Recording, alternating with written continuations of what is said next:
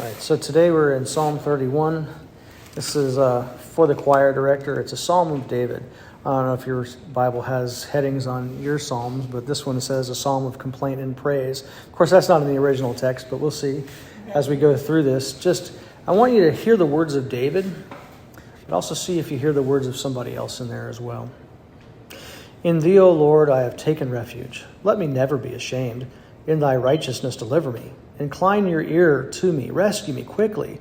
Be thou to me a rock of strength, a stronghold to save me. For thou art my rock and my fortress, and for thy name's sake thou wilt lead me and guide me.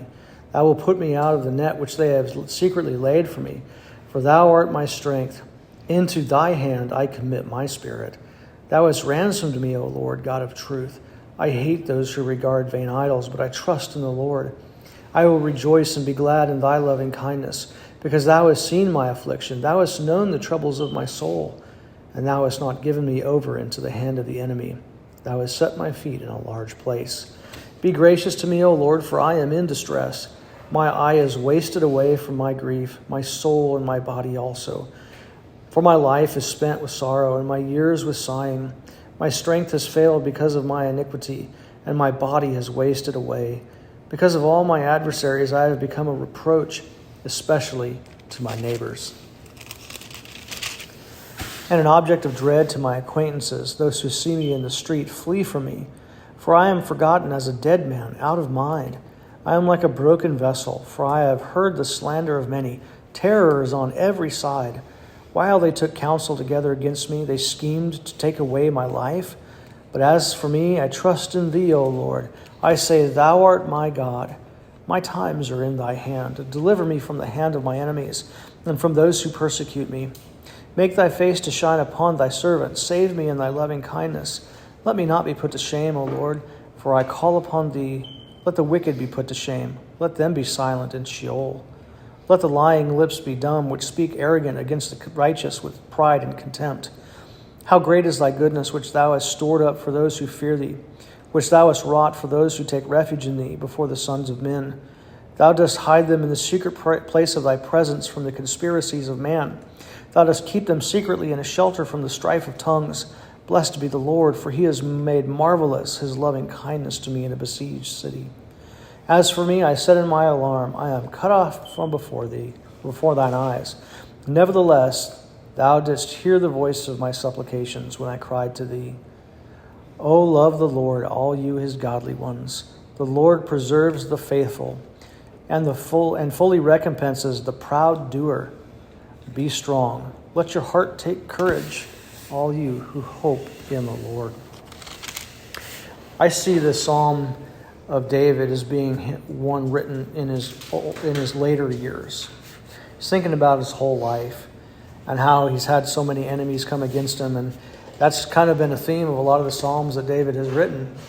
Lord, look at all the enemies. He's calling out for God's help. But he's looking back at all of this, and he is still insistent on this one thing. In the Lord, I have taken my refuge. You're going to have opposition in life. You're going to have those who are against you. It might be somebody who just, whatever, they're mad at you for some reason you don't even know. There's going to be people who, conflict happens. Can't avoid it. Instead of avoiding the conflict like we like to do because everyone likes peace, it might be good just to go ahead and hit that head on, but trust in the Lord doing it. There's a big difference between causing the conflict and going head on into that and receiving the conflict that comes and saying, okay, Lord, lead me through this. I think that when we trust in the Lord to walk through the conflict in a godly way, there can be resolution. But I know our human nature. We want to cause conflict, or we want to solve conflict, or we want to avoid conflict. Whatever our chosen approach to conflict is, regardless of what it is, we need to trust in the Lord, because the Lord can help us with it. I can't change anybody else's heart. I can't change their mind. I can't change why they're mad at me. Maybe I could have done something so they wouldn't get mad at me, but I can't change what their reaction is, and neither can you. So if David's trusting in the Lord and people are mad at him because he's trusting God and not going after the wickedness, think about the things that are going on in our world. The whole world is angry against those who love God because they're not willing to go along with the foolishness. If you go along with the foolishness, they'll like you. as long as you go along with foolishness. But if you back away from that, then you become their enemy again. So, in my opinion, and I think you could back this up with the Word of God, you need to trust the Lord regardless of what everybody else wants you to do, and let the chips fall where they lie. You're not responsible for the opposition of somebody else. But what you are responsible for is, are you going to follow the Lord? David wanted to follow the Lord. And in the middle of that, he had enemies. In the middle of his enemies coming against him, he took refuge in the Lord. He calls out to the Lord in times of distress because there were many of them. Moment by moment, day by day, he's calling out to the Lord. And the Lord hears. The Lord is his stronghold. The Lord is his rock and his fortress. The Lord's name will lead and guide him. And he sees God pulling him out of nets and traps and bad places of where he could be hurt, and the Lord becomes his secret hiding place. There are people who will lay nets secretly for you. They'll find ways to trip you up. They'll set you up because they want to. And some people delight in this. They'll find any way they can to just put a stumbling block in front of you so that you'll fall. And then when you fall, they'll say, "See, I told you." They'll bring up what your life was before you was saved a lot of times. Sure. Hypocritical. Well, you just think, I know what you used to do. And, right. and that's so heartbreaking to a person.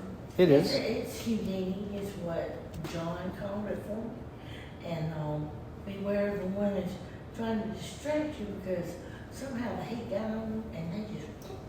Yeah. And for some people, it's easier to say, well, instead of dealing with the conflict that's within and their response to God, they're quick to turn it around and go, well, you need to do, what you need to do is listen to the Lord. What you need to do is ignore what everybody else is wrestling with. Help them, pray for them, whatever it might be. But your relationship with the Lord is important, especially in the middle of conflict, especially when people are against you, especially when you're having difficult times. The most important thing that you can do is withdraw and spend time with Jesus, because that's where you're going to get your strength. So that's what David was doing. But you hear in verse 5, "Into thy hand I commit my spirit." You almost hear the words of Jesus echoing as he's hanging on the cross, and he calls out to God the Father, "Into your hands I commit my spirit." Now David's relating his troubles, but in some ways some of these words are almost prophetic of what I might go through, or you might go through, or what Jesus went through. We get to the point where we're struggling back and forth, and we're calling out to the Lord, and we might even identify with David here in verse 9. "My eye is wasted away from grief." You've been crying. Your soul and your body is in pain. I'm sure you've been there. And you might feel like your life is spent with sorrow and your years with sighing, and your strength has failed because of your iniquity or whatever it might be that you're struggling with, and you just feel weak and powerless. So that's a rough place to be. It's in those times and in those places that we need to call out to the Lord, that we need to be reminded that He's right there. All of our adversaries look at us. We've become a reproach to our neighbors. They look at us like, I don't even want to talk to him. All the problems he's got, I'll just avoid him. And that's our natural response. Somebody's going through something, we don't know how to deal with it. We give them a wide berth. I don't know how else to deal with that. But we definitely could pray for them. And some people need time and space to go through that and deal with their issues. But we might feel in those times, if we're the one going through it, that we're forgotten like a dead man. Everybody's forgotten about us. Nobody loves me. Everybody hates me. And I'm just all alone in this. But we're not alone. We hear the slander of many. We hear what people are saying. The terror of that's on all sides. People are scheming against us. We might feel like they're scheming against us. They might actually be.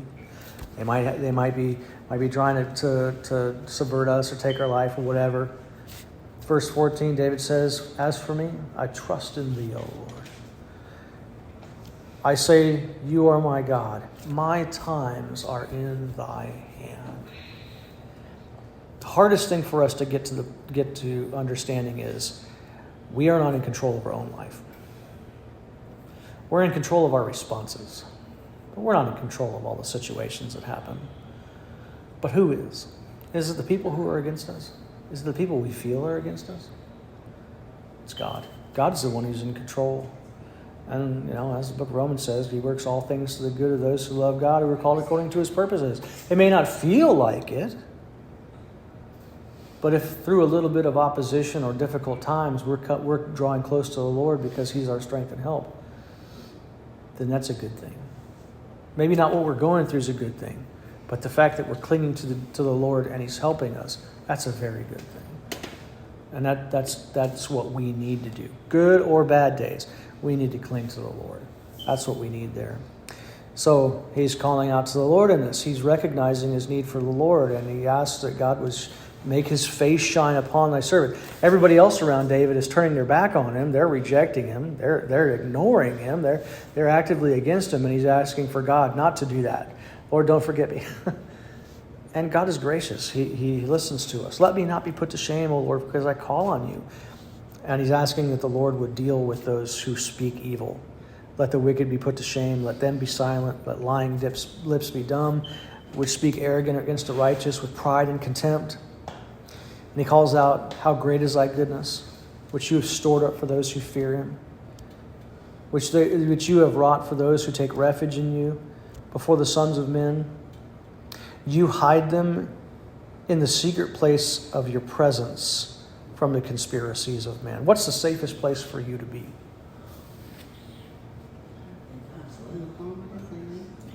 In the Lord's hand. In the secret place of the Lord. Walking right next to his side. The whole world can be against you, and it will be. The best place for you to be is right next to Jesus. Well, so what if they take your life? You're with the Lord.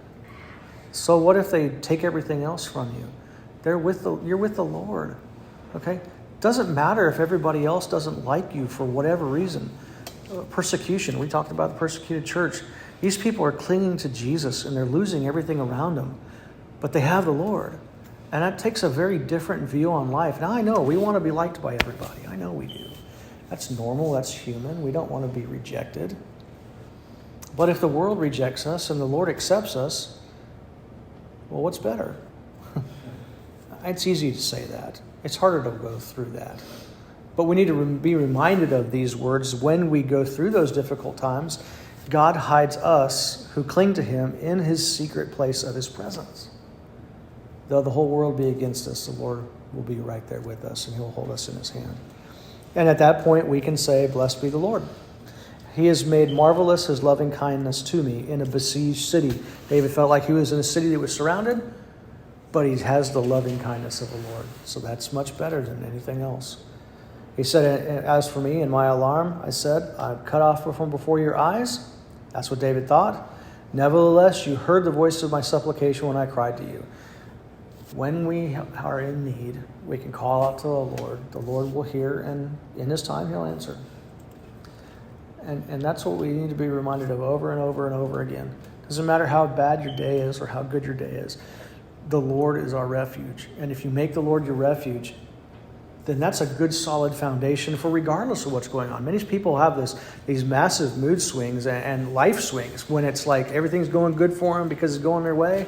But as soon as it like swaps over and things start going against them, it's like, woe is me, the whole world's falling apart. It would be better for you to have your foundation and your strength and your stronghold and your rock and your God. God is your rock. Are you going to be blown around? No. Will you have a bad day? Yeah. Will it be better with Jesus? Absolutely. Does it make everything right and everything goes great?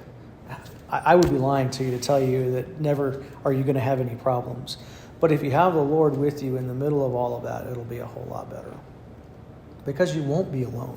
You might feel like you're alone, but you won't be. You have the God of the universe who created you and who knows all things on your side because you're walking with him. And that's much better. So David's response to that is, "O love the Lord, all you his godly ones. The Lord preserves the faithful."